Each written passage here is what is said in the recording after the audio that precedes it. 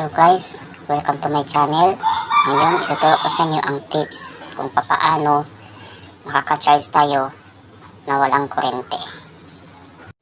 Nagamit lang ang car charger o tinatawag na car USB charger. Gusto ko subaybayan nyo mabuti itong video ito hanggang matapos para may makukuha kayong aral at matutunan nyo ito. Isa po itong tips na para sa mga emergency lang. Emergency na wala po tayong kuryente. Pwede rin po yun magagamit sa may kuryente. Pwede rin sa wala. Basta importante, mayroon lang tayong battery. Battery ng truck o mga skotsi. Kaya huwag natin patagalin na. Tuturo ko sa inyo ang isang halimbawa. Tara, samahan niyo ako kung saan tayo makahanap ng USB charge. Tara guys.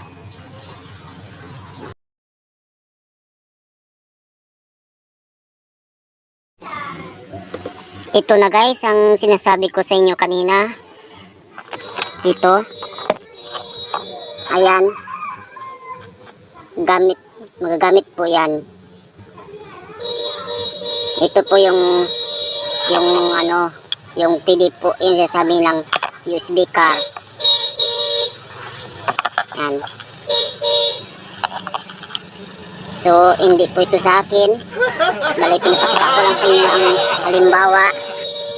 Halimbawa niya, gamit po yan sa mga inkis na, mga bukid na walang kuryente. Basta meron lang kayong battery ng mga sasakyan at wire. Ito lang, gamitin. Magkaroon na kayo ng charger sa cellphone. So, ibabalik ko na guys. Kasi hindi sa atin may-ari ito. Okay, ayan po Ayan lang po yan.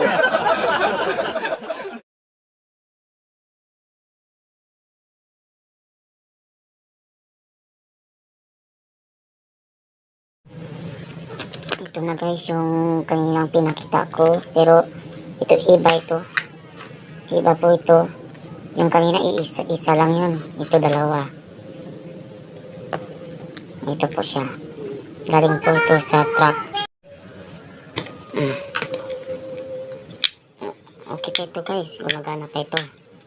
Pati yung USB nya. At ito okay rin to. At dalawang USB car ang gagamitin mo dito. Okay. Bali. Sinaksak ko na yung tinugtungan ko na ng wire. Tinugtungan ko na agad yung wire niya. Bali, pumili ako ng USB car. Ayan. Ito, USB car. Saksak ko yan dito. Gagana yan. Ang problema lang, wala dito yung battery ko. Battery sa sasakyan. Kaya ito isasalang mo doon sa negative positive. Negative positive po yan.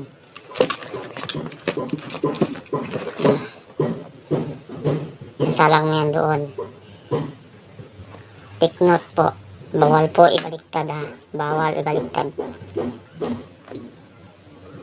Dapat pag ang pula sa positive, ang itim ay nasa negative. Bawal po ibaliktad. Dahil masisira po ang cellphone ninyo o itong USB.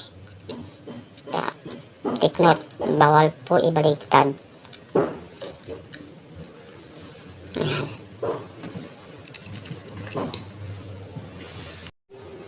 Ito guys, USB.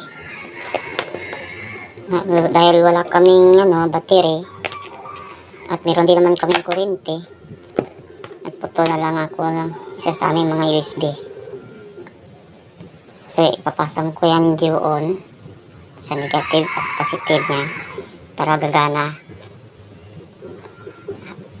Magkaroon ng power USB. Dahil wala kaming battery, ito na lang gagamitin ko. Direct sa kuryente. Isa, pwede naman,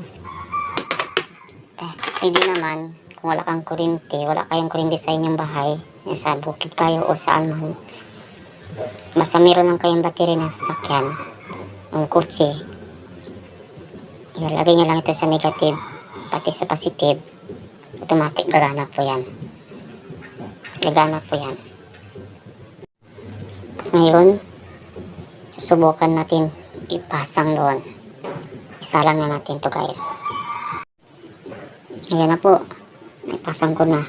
Pero ingatan po natin na hindi magdikit ang negative at positive dahil sasabog po ang ito.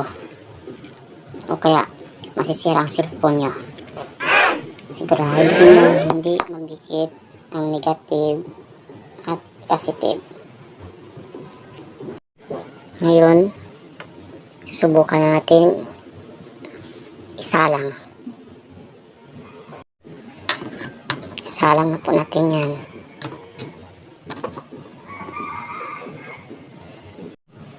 Guys, gumana na. Gumana na siya. So, pwedeng-pwede. Gumana na po. Susubukan natin ipasang ang USB card. Papasok ko na. Ito na. Gumana guys. Gumana siya.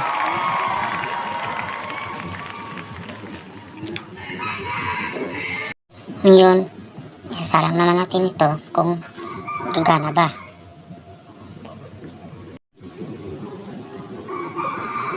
Ngayon gumana oh. Gumana po siya. Yung nakikita nyo. Nakikita nyo yan. Ayan lang po. So kahit saan, sa battery, sa kuryente, magagamit nyo po ito. Pwede po sa hand carry. Kahit saan kayo pupunta. Kasi meron lang kayo dito, wala kayong kuryente. Makisuwi lang kayo sa may mga sasakyan, mga truck, sa mga sa lubong ninyo. Basta may meron ko lang kayong dalang ganito. Maka-charge na kayo. Yan lang po ang kailangan. USB sa sasakyan. Ito po. Ngayon, susubukan naman natin ito. Ito naman po ang susubukan natin. Ayan na po.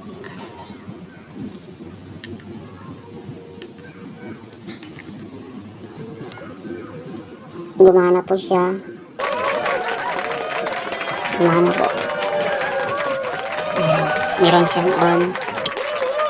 Off.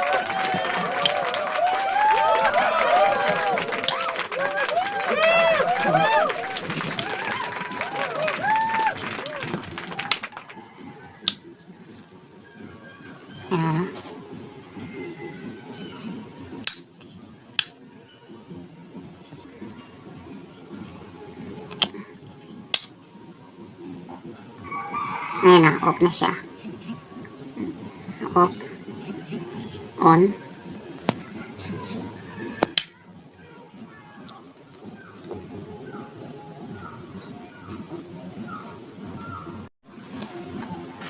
Ngayon, hindi na kayo mag-worries. Kapag meron kayo makita na sirang sasakyan o truck, kukunin nyo lang ito niya. Yung USB card niya. Kung ibibigay sa inyo ng may-ari, hindi ko sinabi na kawatin nyo, kailangan magpapalam ko ng ayos sa may-ari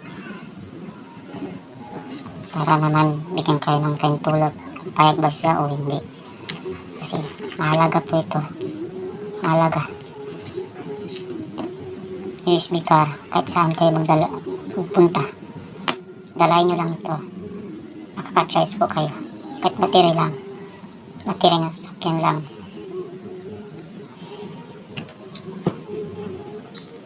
So, hanggang dito na lang guys ang naituro sa inyo. Maraming salamat.